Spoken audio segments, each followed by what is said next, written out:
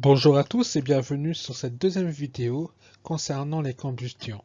Aujourd'hui, nous allons voir que les combustions sont des transformations chimiques. Ce terme de transformation chimique sera bien entendu défini durant cette vidéo. Donc, nouvelle page, grand 2, les combustions sont des transformations chimiques. Et pour cela, on va étudier un premier exemple de combustion, celle du fer. Nous allons analyser une vidéo qui présente cette combustion. Cette analyse se fera en répondant à deux questions. La première est: les substances chimiques présentes en début et en fin d'expérience sont-elles identiques? Pour cela, je vous propose un petit tableau. À gauche, vous notez les substances présentes au début et à droite, celles présentes à la fin. La deuxième question est: observe-t-on un phénomène particulier lors du déroulement de l'expérience? Donc voilà, les deux questions sont bien posées. Je vais vous diffuser la vidéo. Je vous prie après de mettre en pause la lecture de cette vidéo pendant 5 minutes, le temps de pouvoir répondre à ces deux questions, puis je vais vous donner les réponses. Dans cette vidéo, nous allons voir la combustion du fer. Alors je vous mets en garde, il ne faut pas essayer de reproduire cette expérience à la maison pour des raisons évidentes de sécurité et de dangerosité. Alors le fer est ici présent sous la forme de laine de fer, ou aussi appelée paille de fer. Morceau donc du métal que j'ai attaché au bout d'un fil, lui aussi composé de fer. À l'intérieur de ce bocal, je vais placer de l'eau de chaux. Donc l'eau de chaux, c'est un liquide qui permet de détecter la présence de dioxyde de carbone. Comme on peut le constater, l'eau de chaux est un liquide initialement incolore et parfaitement transparent. Donc je vais commencer par placer mon eau de chaux à l'intérieur du bocal. On introduit aussi du dioxygène afin d'améliorer et d'accélérer la combustion du fer.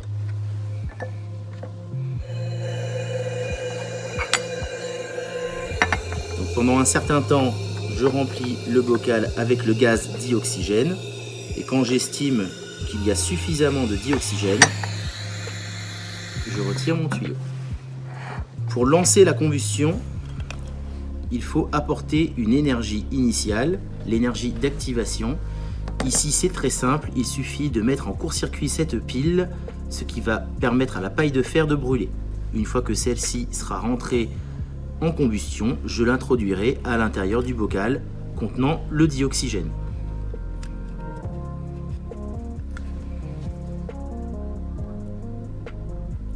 La pile a été court-circuitée, j'introduis. Le fer est en train de brûler.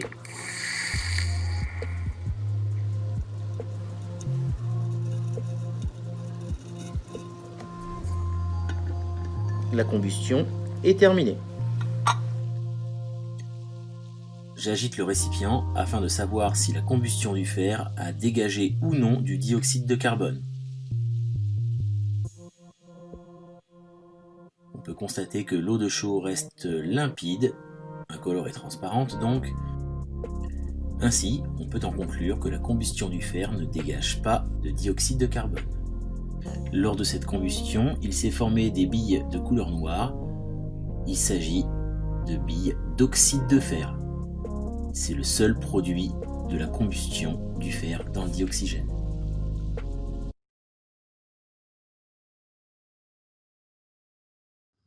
Donc, les substances présentes au début sont de la limaille de fer, qui se présente sous la forme d'un solide qui ressemble à la paille mais à la dimension de cheveux, de couleur grise, du dioxygène qui est un gaz incolore, inodore et insipide, ça veut dire qu'il n'y a pas de goût. Et les substances présentes à la fin sont des oxydes de fer, qui se présentent sous la forme d'agglomérats de solides noirs. Si on observe les substances présentes au début et les substances présentes à la fin, on voit bien, c'est une évidence qu'elles sont totalement différentes. Observant un phénomène particulier lors du déroulement de l'expérience, oui, effectivement, on a bien vu une très vive combustion. Là maintenant, grand petit 2, définition d'une transformation chimique, en rouge. On observe une transformation chimique lorsqu'en mélangeant des substances entre elles, elles disparaissent pour en former des nouvelles. Les substances présentes au début de la transformation sont appelées les réactifs, car elles réagissent entre elles. Les substances présentes à la fin de la transformation sont appelées les produits, car elles sont produites. Donc petit 3, différence entre une transformation chimique et une transformation physique. Pour pouvoir faire la différence entre les deux termes, je vous propose une petite carte mentale. On met des substances en contact entre elles. Si ces substances ont disparu et d'autres ont apparu, alors il s'agit d'une transformation chimique. Si ce n'est pas le cas, si on répond non à cette question, si on distingue les différents éléments à l'œil nu, c'est un mélange hétérogène, sinon c'est un mélange homogène. Et un mélange, qu'il soit homogène ou hétérogène, c'est des exemples de transformation chimique. Un autre type de transformation chimique, c'est des changements d'état. Ici, vous avez un deuxième tableau. À gauche, vous avez une transformation physique. Là, j'ai oublié de rajouter qu'il s'agit d'un changement d'état. En colonne du milieu, vous avez un mélange. Pour ne pas encombrer, j'ai mis uniquement que le mélange homogène. Et à droite, les transformations chimiques. Et vous voyez la deuxième ligne, c'est le comportement des entités microscopiques. Dans un changement d'état, les molécules restent les mêmes, mais changent de disposition. Ici, la représentation possible, vous voyez que c'est le passage d'un état solide à un état liquide. Pour un mélange homogène, les molécules restent les mêmes et se mêlent. Dans le cas d'une transformation chimique, les molécules de départ, les ronds et les triangles, disparaissent pour laisser apparaître de nouvelles entités. Petit 4, pour synthétiser 2 points l'équation chimique. Si on veut faire un résumé de ce qu'on vient de voir, on peut dire que la combustion du fer est une transformation chimique où le fer réagit avec le dioxygène pour former des oxydes de fer. Les réactifs sont le fer et le dioxygène et les produits les oxydes de fer. En chimie, on a une façon plus courte, plus simple d'écrire ce test et aussi une version un peu plus mathématique. On écrit cela de la manière suivante. Fer plus dioxygène, flèche qui veut dire forme, oxyde de fer. Le plus signifie réagit avec. La flèche dit pour former. À gauche de la flèche, vous avez les réactifs. À droite, vous avez les produits. Ici, nous allons étudier un deuxième exemple, qui est la combustion du dihydrogène. Je vais vous passer la vidéo et je vous demande de répondre aux mêmes questions que pour la première vidéo.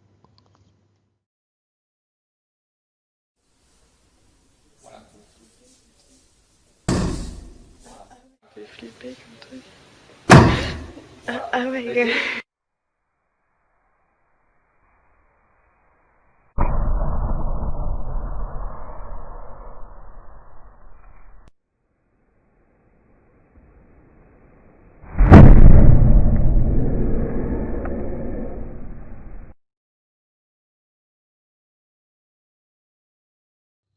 Donc, les substances présentes au début sont du dihydrogène et du dioxygène. La substance présente à la fin, c'est simplement de la vapeur d'eau. Donc ici, on voit bien que les substances sont bien différentes. Observant un phénomène particulier lors du déroulement de l'expérience, certes oui, on a vu une très vive combustion suivie d'une belle explosion. Petit 2 pour synthétiser l'équation chimique.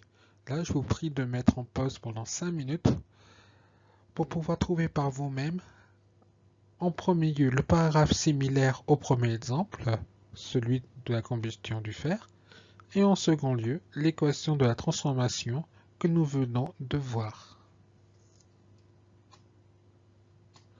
La réponse à la première question, le petit test, est la combustion du dihydrogène est une transformation chimique où le dihydrogène réagit avec le dioxygène pour former de la vapeur d'eau. Les réactifs sont le dihydrogène et le dioxygène, et le produit, l'eau. Et l'équation de la transformation chimique est dihydrogène plus dioxygène donne de l'eau. Pour finir, je vous propose deux petits exercices que je vous demande de me envoyer en message via l'ENT. D'abord celui-là et celui-ci. Je vous remercie de votre attention et je vous dis à lundi pour la prochaine vidéo. Au revoir et bon week-end.